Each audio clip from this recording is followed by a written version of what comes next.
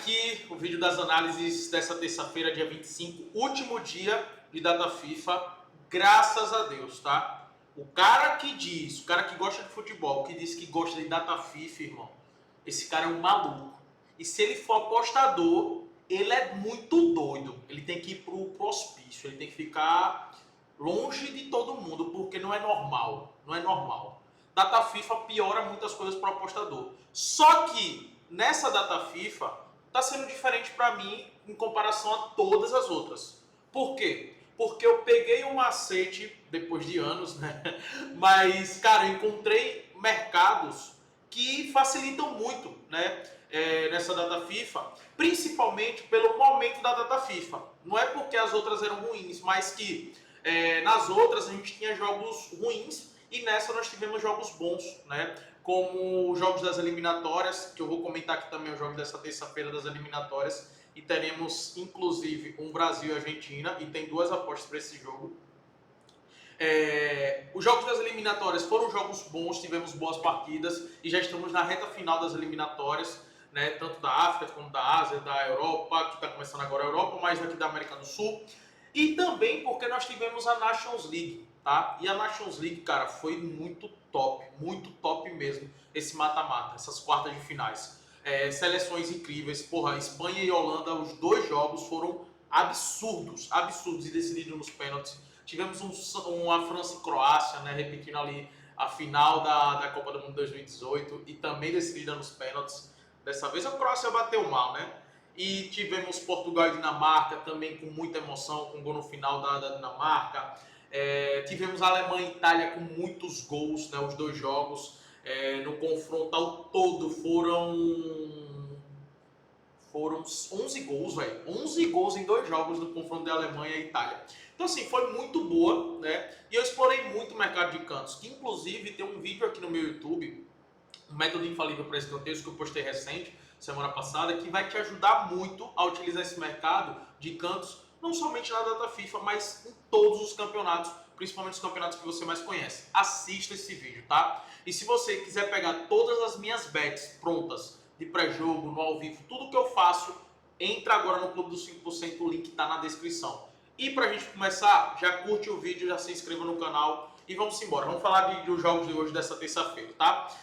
Teremos aqui eliminatórias da África.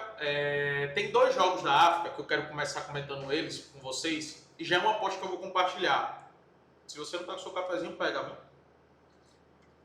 A não ser que esteja de noite, aí tome uma água. Vai ter um jogo entre Egito e Sierra Leone, né? Serra Leoa.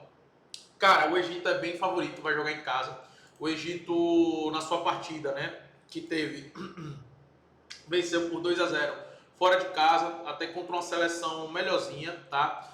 Serra Leoa é uma seleção muito fraca, No confronto direto entre eles, né, a única vez que teve foi em 2023 e o Egito venceu fora de casa por 2-0. Agora em casa tem tudo para vencer, né? Tá convocado o Salah, então o Salah vai jogar, tem o Zizo. A base do time praticamente é o time do Al-Ahly, o time do Al-Ahly joga muito bem, né? Então eu coloco o Egito dentro da top 3 seleções ali do mundo, né? Top 3, top 4. Porque nós temos o Marrocos, que para mim é a melhor, tá? Para mim é a melhor Marrocos. Aí tem ali Egito, Senegal e Nigéria, que tá para mim no mesmo nível. E aí depois vem outras seleções. Então eu gosto sim de aproveitar essa vitória do Egito, tá? Para mim é uma boa, para mim é uma excelente opção. E também o jogo do Marrocos. Só que o Marrocos, obviamente, não é para vencer porque tá pagando muito pouco. Mas o Marrocos para marcar pelo menos 2 gols. Ó, só para você ter ideia, a média de gols do Marrocos, olhando os últimos 10 jogos, é de 3,8 gols marcados. É a melhor média de gols de uma seleção africana, tá? Média muito alta. O time do Marrocos é muito bom e ainda agora tem o Brahim Dias, né, que decidiu jogar por Marrocos. Então, porra, é um time muito forte, muito talentoso. Ben Seghir, Exal Zoli, Brahim Dias, Enesiri. Cara, é muito bom esse time do Marrocos, tá? E vem passando o carro por cima de todo mundo, ó. Olha os últimos jogos do Marrocos. 2-1, 7-0, 5-1, 4-0, 5-0, e teve 1-0, 4-1, 6-0, 2-1 e teve um 0-0 no amistoso, tá? Cara, é muitos gols do Marrocos. Então, qual é uma opção que eu gosto aqui? Para o Marrocos marcar 2 gols, tá? Então, para o Marrocos marcar 2 gols e para o Egito vencer, tá pagando 1,50 e é uma das minhas bets que eu fiz para essa terça-feira que eu recomendo aqui para você, beleza? Vamos continuar aqui. Nós teremos Nigéria contra Zimbábue, teremos também Argélia contra Moçambique e Senegal contra Togo. Essas seleções eu coloquei aqui mandante como favorito porque eles são favoritos, tá? O que não me agrada é a odds de pré-jogo. E na Liga Africana, né, nas eliminatórias africanas, o que eu percebo é que as odds elas sobem muito rápido mesmo. Por exemplo, Nigéria tá pagando aqui 1,30. Cara, você vai ver, se você vai observar, nos 20, 25 minutos já tá pagando 1,50, 1,55. Então, devido a isso, né, a não ser que, óbvio, seja um Marrocos, seja um Egito, tá jogando em casa e é extremamente favorito porque são as melhores seleções, aí você vai ver que vai pagar e vai demorar para essa linha subir, né, para pagar uma odds boa no pré-jogo, ou no ao vivo, desculpa. Por isso que até eu fiz no pré-jogo, por causa disso. Mas essas outras, a tendência é que suba muito rápido, até porque vai jogar contra seleções que não são boas, mas são seleções melhores do que, por exemplo, aqui o Egito e o que o Marrocos irá enfrentar. Então, eu vejo essas odds subindo bem rápido, tá? Tanto de Senegal, quanto da Argélia, tá? Quanto da Nigéria. E também porque tanto Nigéria, mas principalmente Argélia e Senegal, teve dificuldade no primeiro jogo, né? Só o Senegal não venceu, as outras duas venceram, mas eles tiveram dificuldade. Por isso que eu recomendo levar para o ao vivo, não fazendo pré-jogo, para trabalhar no ao vivo, tá? Teremos também Montenegro contra Ilhas Faroé, né? Ilhas Faroé, para mim, é uma das piores seleções que tem na Europa, tá? Montenegro vai jogar em casa, tá pagando em 55, é uma boa odds. Dá para fazer de pré-jogo? Dá. Eu também resolvi levar esse jogo pro ao vivo, porque eu não confio tanto em Montenegro. Então eu quero validar o que o campo vai me falar para eu poder tomar uma decisão, tá? Mas se quiser também utilizar de pré-jogo, é uma boa. Colômbia vai enfrentar o Paraguai e eu coloquei também o mandante como favorito, só que vamos ter um pouco de cuidado porque é o seguinte. A gente pega os últimos jogos da Colômbia, a Colômbia tem tido dificuldade, tá? Perdeu para o Brasil, para o Equador e para o Uruguai, são equipes excelentes, né? São equipes que batem de frente com a Colômbia mesmo, mas para uma seleção como a Colômbia, que vinha num retrospecto muito positivo, não pode ter 3 derrotas seguidas assim, né? Principalmente ainda dentro de casa contra o Equador. Aí venceu o Chile, perdeu para a Bolívia, mas lá na altitude, até aí tudo bem. Venceu a Argentina em casa, empatou com o Peru, fora de casa. Aí aqui já é Copa América, onde eles fizeram uma excelente Copa América, chegou até a final. Mas depois da Copa América, a Colômbia deu uma queda, né? Teve uma queda. E o Paraguai, pelo contrário, depois da Copa América, fez uma Copa América muito ruim. Perdeu para a Colômbia, perdeu para o Brasil, perdeu para Costa Rica. Só que depois da Copa América, empatou com o Uruguai fora de casa, ganhou do Brasil em casa, empatou com o Equador fora de casa, difícil pra caramba. Venceu a Venezuela, venceu a Argentina em casa, empatou com a Bolívia lá na altitude e agora venceu o Chile, tá? Vem fazendo jogo duro contra todas as grandes seleções. Então aqui eu não vejo diferente. Eu vejo um jogo duríssimo para a Colômbia. Qual é o mercado que eu mais gosto que está em um dos meus pré-jogos? É o mercado de escanteios, tá? Para a Colômbia ter mais escanteios do que o Paraguai, beleza? O Paraguai, quando joga fora de casa, tem uma média de 2,9 escanteios marcados e 4,7 escanteios sofridos, tá? Então é um time que fica lá fechadinho, como a gente já conhece o Paraguai, fica fechadinho buscando um contra-ataque. E principalmente contra a Colômbia, que é um time melhor, eu acredito que isso deva acontecer. Por isso, para a Colômbia tem mais cantos para o pré-jogo, para mim a melhor opção desse confronto. No ao vivo eu vou estar de olho na possível vitória da Colômbia, tá? No ao vivo. Porque eu acredito que vai ser um jogo duríssimo aqui. E uma coisa que eu respeito bastante, eu respeito muito, é o momento das seleções. E o momento da Colômbia não é bom, tá? E o momento do Paraguai é excelente, Gibraltar vai enfrentar a República Tcheca extremamente favorito. Coloquei aqui Visante como favorito mas é para vocês ficarem de olho na vitória no primeiro tempo da República Tcheca, tá? Dependendo da odds também que chegar, no pré-jogo não vale a pena. O jogo do Marrocos já comentei, nós temos também Israel contra a Noruega. Cara, é impressionante que os jogos da Noruega, eu tenho olhado muito pro mercado de gols, tá? Pro mercado de gols pro jogo da Noruega. E eu gosto do over 1,5 para você combinar em alguma dupla que você queira fazer, tá? Só pegando aqui as médias de gol, a média de gol de Israel tem sido 1,22, né? Um gol por jogo, e praticamente quase 2 gols sofridos. E da Noruega, uma média de 3 gols sofridos e 3 gols marcados e 1 gol sofrido, uma média também muito alta. Quando a gente olha a linha de gol no primeiro tempo, 89% dos jogos aconteceu gol no primeiro tempo nos jogos da Noruega, em 78% dos jogos do Egito. A mesma coisa se repete por acima de 1,5. Tá? Basta a gente olhar realmente os últimos jogos, que é muito nítido isso, né? Muito nítido isso. 2-1 Israel contra a Estônia, aí ganhou de 1-0 para a Bélgica, mas que foi um jogo que não valia mais nada, né? Teve um 0-0 aqui para a França, 4-1 contra a Itália, 4-1 França, 2-1 contra a Itália, 3-1 contra a Bélgica. É um time que sofre muitos gols, o time do Israel. E a Noruega, 5-0 na Moldávia, 5-0 no Cazaquistão, 4-1 na Eslovênia, perdeu de 5-1 da Áustria, né? 3-0, 2-1 na Áustria. Os jogos têm sido jogos com gols, tá? Então, olho no over 1,5 para pré-jogo, no ao vivo vale a pena estar de olho no Gol HT.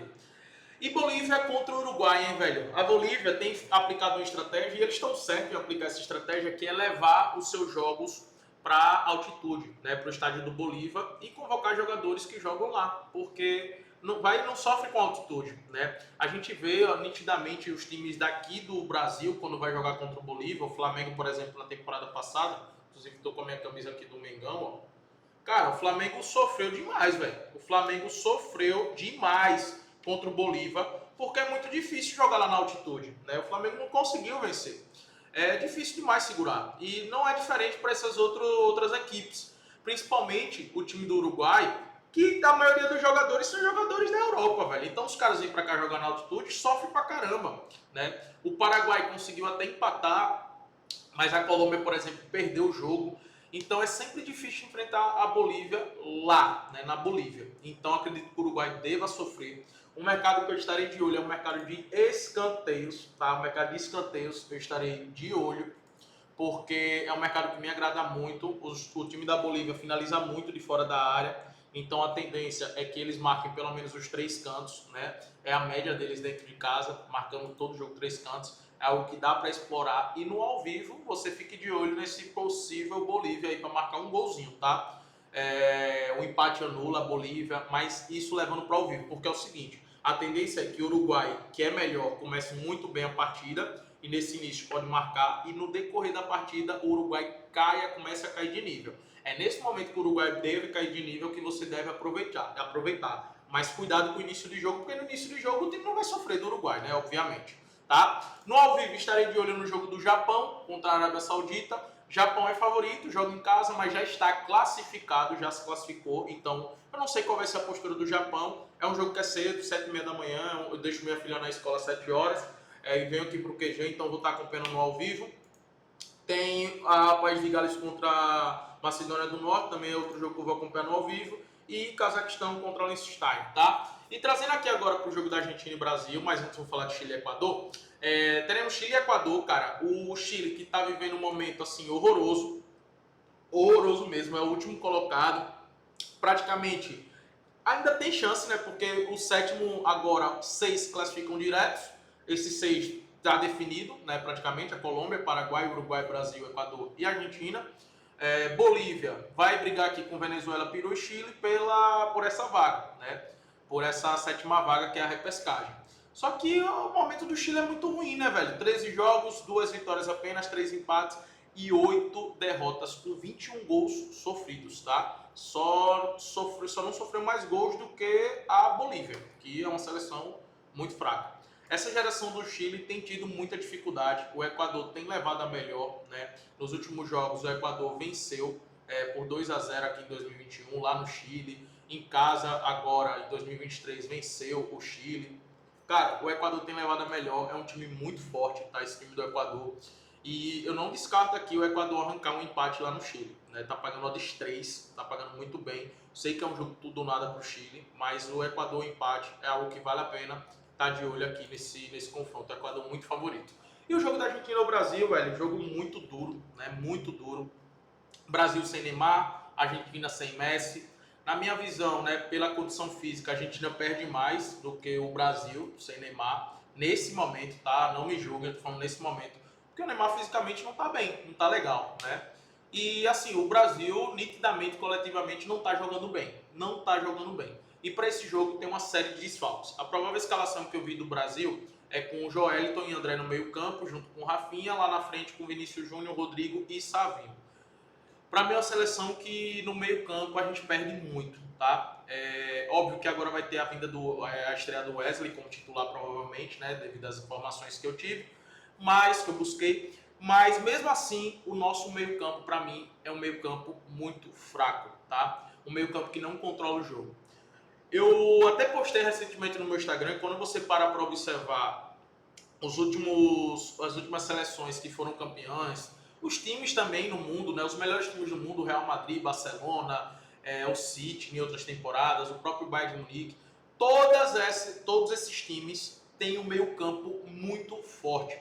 Um meio campo que consegue controlar o jogo, que consegue segurar as partidas, né? Como por exemplo a Argentina, né, na Copa, e até então tem o McAllister, o Enzo e o Depou. Três caras que marcam muito, três caras que conseguem controlar o jogo, conseguem controlar o meio campo e ditar o ritmo do jogo. Né? Ainda tem o Messi ali que cai, que também é um cara que segura muita bola. Então são três caras que controlam o meio campo. Aí você pega, antes da Argentina, a França, né, que tinha Pogba, Kanté e Griezmann. Três caras que controlam muito bem o jogo ali no meio campo. A Espanha agora, Rodri, o Fábio Ruiz e o Pedro. Três caras que controlam muito o jogo. A Alemanha, daquela Alemanha que foi campeã aqui, cara, era Toni Kroos, Schweinsteiger e Ozil. Três caras que controlam o meio campo. Se a gente pega a nossa seleção também, as seleções passadas eram seleções que tinham um meio campo muito forte, né, velho? Que marcava e que segurava a bola, que controlava o jogo. O que é que eu vejo desse Brasil? É um time que não consegue sair jogando muito bem, né? E um meio campo que não controla o jogo. A gente tem um Joeliton, que não é um cara que controla o jogo. A gente tem um André, que é um cara que até controla o jogo, mas eu ainda acho que não tá na pegada no nível de seleção brasileira, né? Pra mim é um cara que não entregou ainda aquilo que entregou no Fluminense, por exemplo. Então fica complicado. O cara que veio fazendo isso nos últimos jogos era o Gerson, né, junto com o Bruno Guimarães ali, que estava conseguindo até fazer um pouco isso em alguns momentos de jogo. Só que sem esses dois caras, para mim, perde muito a seleção brasileira. E eu vejo um jogo muito complicado pro Brasil, tá?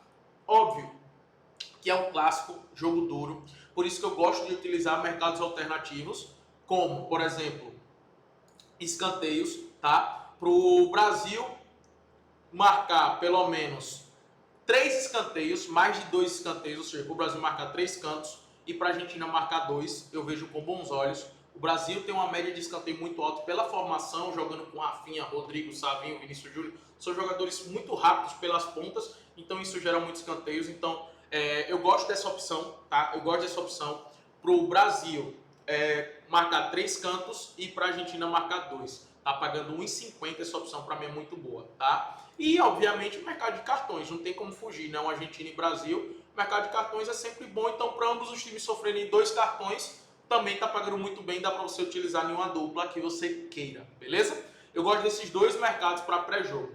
No ao vivo, dependendo como eu vejo que está o jogo, a gente pode pensar em um empate anula a Argentina, tá? Sinceramente, pode pensar.